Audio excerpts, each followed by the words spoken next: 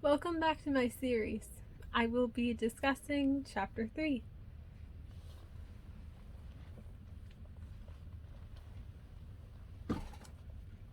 We are coming closer and closer to my favorite stories, which as of yet, none of these are really my favorite.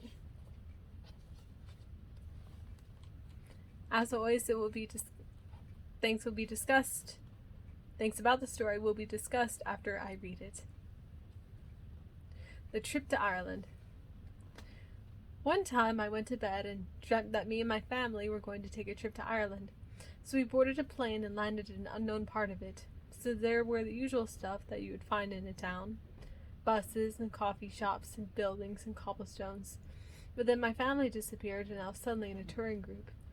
I wasn't too worried, but the reality itself started to fade away as we seemed to be sucked into a portal back in time.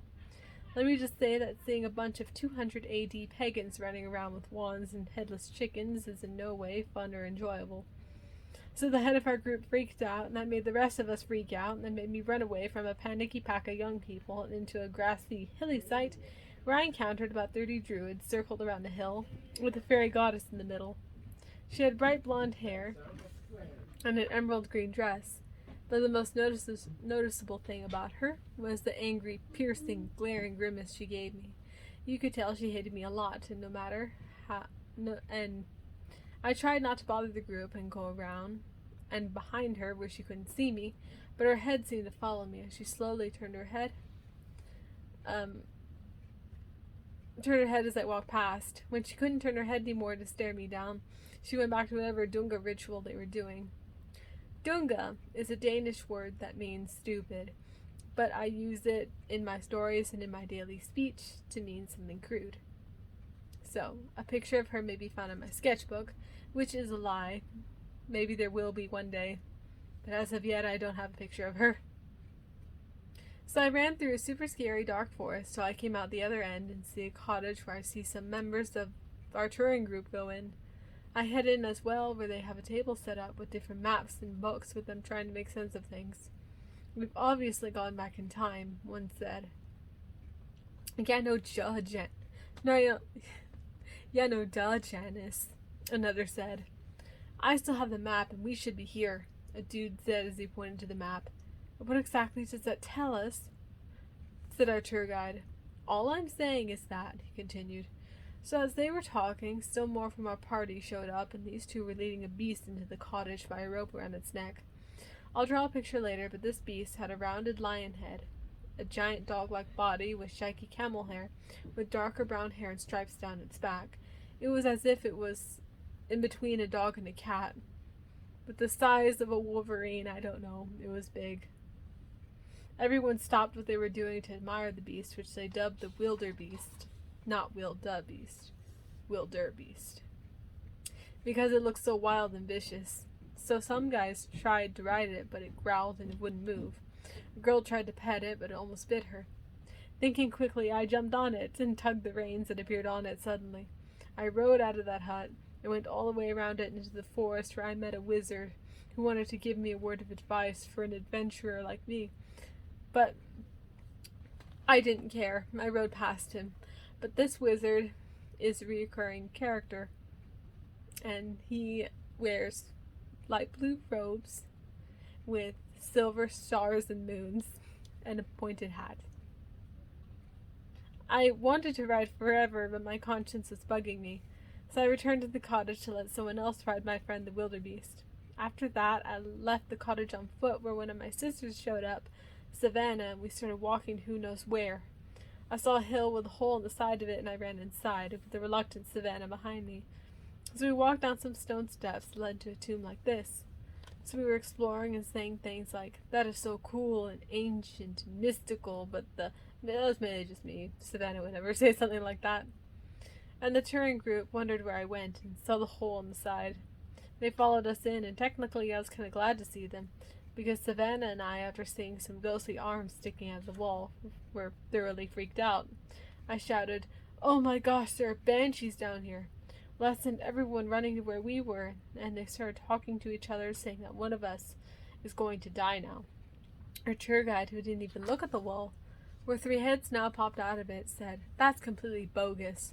And everyone's like, "How could you deny this?" And he's like, "Y'all are crazy." At the same time of this, I sat down on a rock and started realizing this was a dream. I started rationalizing that I can't die in my dream, even though I was the first to see the banshees. I just couldn't. After I made this conclusion, immediately, a giant rock above the tour guide's head fell down, smashing him to smithereens. It fell from the roof of the tomb. There's kind of a funny picture here. It's crude, but I think it's funny. I will show up to the story. I walked out the other end of the tomb through a long passageway, and found myself back in present time, reunited with the rest of my family. We rested at an inn near the seaside, as if nothing had ever happened, and I heard the waves crashing into the rocks and felt the fine mist, and I ran to the edge of the cliff, overlooking the seaside where I woke up. I will now show y'all the pictures. This is that woman fairy goddess that those 30 druids were worshipping. As you can see, I drew their chant above her. I don't remember what they were chanting, and she was looking at me ugly the whole time.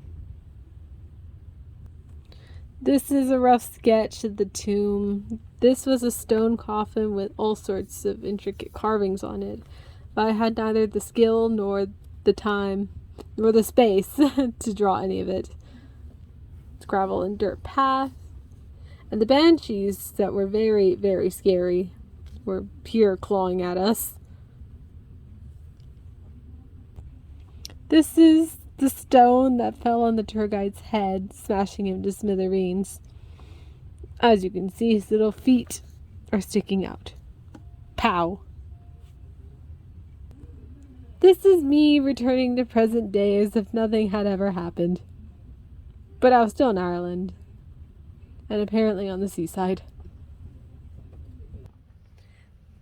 It was about this time that I was doing all sorts of research into Ireland, because I love Ireland so much, that I was looking into archaeology, the legends about the Isle, the fairies that were there, the Tuatha De Danann, and was obsessed about it for a time. Not so much now, even though I still love it. And it's always been a big part of my life. So, because the wildebeest is a recurring character, I will show y'all my first detailed illustration of him. This is in my sketchbook, and the wildebeest has grown bigger over time. It's just rough size. He has retractable claws like a cat. He walks like a lion. He purrs, he growls, he barks, he bares his fangs. He's very cat wolf like, and our relationship grows over the stories before it is subverted by my little sister, who claims him as her own. So he's more like her pet now, but he wasn't when I knew him. Thank you for listening and watching my video. Be sure to like and subscribe. There will be a bonus afterwards in my next video. Thank you. Have a great day.